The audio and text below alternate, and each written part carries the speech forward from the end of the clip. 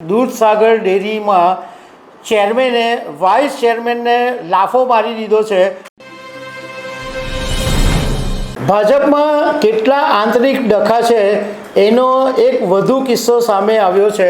વાત એમ બની છે કે મહેસાણાની અંદર દૂધસાગર ડેરીમાં ચેરમેને વાઇસ ચેરમેનને લાફો મારી દીધો છે અને મારામારી કરી છે એવી વાત પોલીસ સ્ટેશન સુધી પહોંચી છે। તો આના વિશે તમારી સાથે વાત કરીશ। મારું નામ રાજેશ શાહ છે અને તમે જોઈ રહ્યા છો ગુજરાતના સૌથી મોટા ડિજિટલ ન્યૂઝ પ્લેટફોર્મ ખબરછે.com। મહેસાણામાં આવેલી દૂધસાગર ડેરી એ એશિયાની સૌથી મોટી બીજા નંબરની ડેરી કહેવામાં આવે છે અને આ ડેરી ગુજરાત સહકારી દૂધ માર્કેટિંગ ફેડરેશનના નેજા હેઠળ આવે છે અને આ ગુજરાત સહકારી દૂધ માર્કેટિંગ ફેડરેશન એ ગુજરાતના સહકાર મંત્રાલયની માલિકી હેઠળનું છે। આ દૂધસાગર ડેરી આખા ગુજરાતની અંદર ફેમસ છે અને એના જે ચેરમેન છે એ અશોક ચૌધરી છે।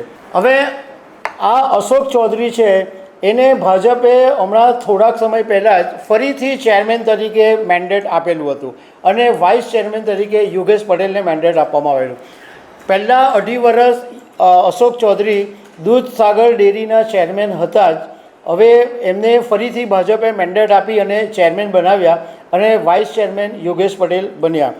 હવે દૂધસાગર ડેરીના જે વાઇસ ચેરમેન છે યોગેશ પટેલ, એમનો એક વિડીયો સામે આવ્યો અને એમણે આ વિડીયોની અંદર એવું કીધું કે દૂધસાગર ડેરીની એક બોર્ડ મિટિંગ મળી હતી અને આ બોર્ડ મિટિંગની અંદર જે ઘણા બધા પ્રશ્નો પર ચર્ચા ચાલતી હતી એમાં મેં એક મુદ્દો એવો ઊભો કર્યો કે ડેરીનું 1790 કરોડ રૂપિયાનું બેંકમાં દેવું છે, પરંતુ દૂધસાગર પત્રિકાની અંદર આ માહિતી ખોટી આપવામાં આવી છે।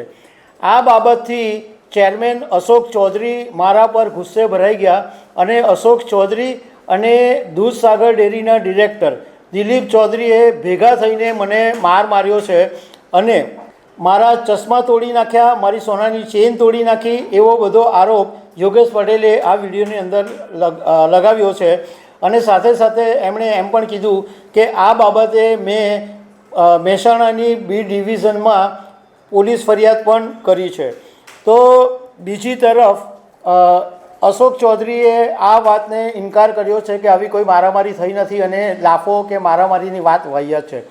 પણ આ યોગેશ પટેલે વિડીયોની અંદર એમ કીધું કે હું પણ પાટીદાર દીકરો છું, હું પણ ધારતે તો ચેરમેનને મારી શકતે, હું પણ મારામારી કરી શકતે, પરંતુ હું ભાજપનો એક સૈનિક છું અને પાર્ટી મને જે પ્રમાણે વર્તન કરવા માટે કહેશે એ પ્રમાણે હું વર્તન કરીશ।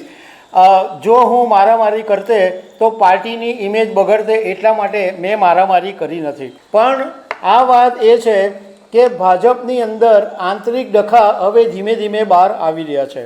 તો દર્શક મિત્રો, આવી અનેક વાતો સાથે અમે તમને મળતા રહીશું। Thank you very much.